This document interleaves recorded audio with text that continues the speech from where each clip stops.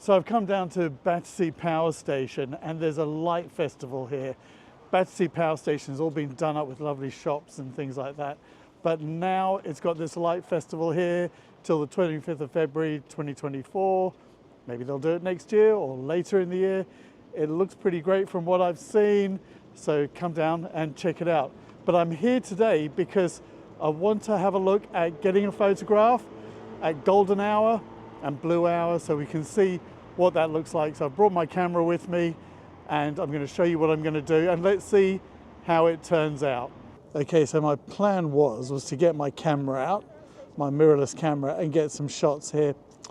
Unfortunately, they've stopped us from taking any photos. We can use our phones and things, so I'm going to get some shots with this. I'm going to put it into RAW. This is the iPhone 15 Pro. Some cameras have got a RAW option, so that's going to allow me to do things like change some settings afterwards, perhaps adjust the color balance and things like that. So this is what I'm after, is just over here.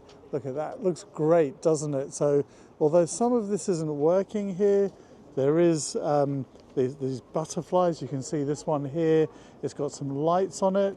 There was some water feature here. That one's not on, but there we go. That's what we're doing. So I'm back here at my desk. I've got Lightroom open. I've imported my photos. These first two here, down in the bottom left, they're taken with the iPhone and not too bad. I'm going to do a very quick bit of editing. And the others are done with my mirrorless camera. I did manage to get some shots. Unfortunately not at golden hour, but blue hour. So let's just take a quick look at this one. So what I'm going to do here, just push the exposure up a little bit of contrast, bring the highlights down. I want to get that sky looking a little bit more dramatic. Just open up the shadows and a bit of saturation. You'll see the effects of that, just bringing out the colors there. So that's really quite good. I like that. Now, what am I going to do about this sky? Well, a really great feature here is the masking tool that you've got over here at the top right. You can see it's got masking there, that circle with the dashed line around it. I'm going to click on it. Oh, look at that. It's got sky. Let's click on that. That's now masking that sky section up at the top. You'll see let's just go backwards and forwards. That's the exposure. Let me bring that down. That's looking a lot more dramatic. And let's pull the contrast. Okay, not too bad. I'm going to rate this one. I'm going to give it a 3. 3 is something that I like and is ready to use. I'm going to switch off the masking. I'm going to go over to this one here. Now, this was taken with my EOS R5. That's my mirrorless camera. I'm just going to have a quick look at pressing auto here. See what that does. Okay, not too bad. Again, maybe the highlights are just a bit too bright if you're looking at the chimneys there. And you've got this person down here on the bike. I'm not too worried about them. The sky again, I can click on my masking, go to sky. This has all got so clever. I can maybe even bring that down a bit more. There's a little bit of latitude here in the temperature as well. I could change that, although it's quite blue. I can't do too much with it. Let's just switch off the masking. One of the things I'm looking at here, look at these chimneys in the building. It's a bit of perspective. It's the wide angle lens.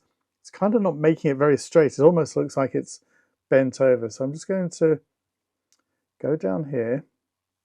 I'm doing everything really quick here. So you could do this, you could take more time and look at other options. And I've got plenty of tutorials coming your way for that. So I'm just going to see what happens if I hit auto.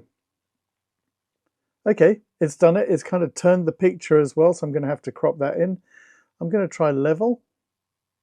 Still doesn't look quite right. How about vertical? Okay, that might do the trick. And full. Oh, no. Let's go just compare the vertical, that one, and auto. I think I'm going to go with auto. Then what I'm going to do is go to crop at the top. Bring this in a bit. Okay, and that's it. So that's a quick look at editing your photos afterwards. You've got this nice blue sky here. This is blue hour. Blue hour is not an hour. In this case, on this particular night, it was about 13 minutes.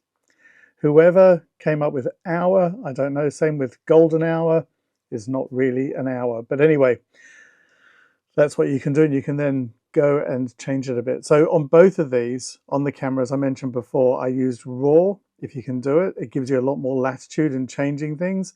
On my mirrorless camera, the R5, I've got that switched to RAW as well, and it can do so much more.